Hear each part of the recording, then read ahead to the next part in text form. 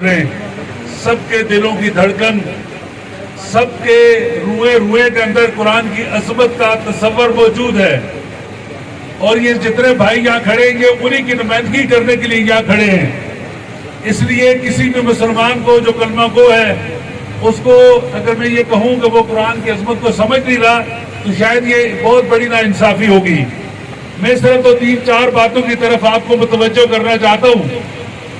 دیکھیں، فرانس ہو کہ دنیا کی کوئی اور ایسی طاقت جو طاغوت کے لمبردار ہو، کبھی بھی اس نے دنیا بننے سے لے کے آج تک کبھی بھی اس نے اللہ رب العزت کے اس حکم کو اور اللہ تعالیٰ کی اس ذات کو اور اللہ تعالیٰ نے جو پیغام مجھے اور آپ کو دیا اس کو کبھی بھی تسلیم نہیں کیا۔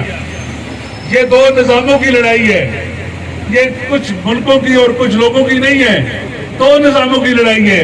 یہ ہم تقسیم ہو گئے ہیں، ہم پارٹیوں اور جنگوں اور مسلکوں کے اندر تقسیم ہو گئے ہیں۔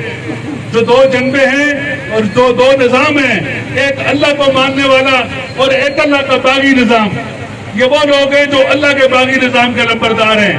آج دنیا کے وسائل انہی کے پاس موجود ہیں، ہمارے پاس اس سے زیادہ وسائل ہونے کے باوجود ہم ٹکڑوں کے اندر تقسیم کر دیا گیا، ہمیں چھوٹے چھوٹے ملکوں کے اندر تقسیم کر دیا گیا، چھوٹی چھوٹی حدود کے اندر تقسیم کر دیا گیا، چھوٹے چھوٹے مسلکوں کے اندر تقسیم کر دیا گیا، پارٹیوں اور جنگوں کے اندر تقسیم کر دیا گیا۔ آج یہ میرے اور آپ کے لیے یہ وہ ٹیسٹ کیس ہے، کیا وہ مسلمان ایک پلیٹ فارم پہ اکٹھے ہوتے ہیں یا نہیں۔ میں اس آج کے احتجاجی مظاہرے سے اپنے امیر محترم سراج الحق صاحب کا بھی شکریہ ادا کرتا ہوں کہ انہوں نے پوری امت مسلمہ کو اکٹھا کرنے کی کوشش کی، اور الحمدللہ آج پوری دنیا کے اندر اسلامی تحریکیں آج ہی کے دن یہ احتجاج کرنے جا رہی ہیں اور ہر جگہ پہ احتجاج ہو رہا ہے۔ میں اگر اس وقت بھی کوئی ایسی بات کروں، چاہے پی ٹی ایم کے حوالے سے، چاہے سیاسی پارٹیوں کے حوالے سے، شاید یہ میرے لیے مناسب نہیں ہے، مگر ایک بات ضرور میں کہتا ہوں۔ دیکھیں، ایسے مرد کلندر جو اقتدار کے اندر بیٹھے ہوں اور پھر قرآن کی بدتمیزی ہو، قرآن کے ساتھ زیادتی ہو، اس سے آگے کیا کہہ سکتے ہیں ہم آپ کو۔ میں صرف اتنا کہوں گا کہ آج بھی ایک نقطے پہ اکٹھے ہونے کی ضرورت ہے۔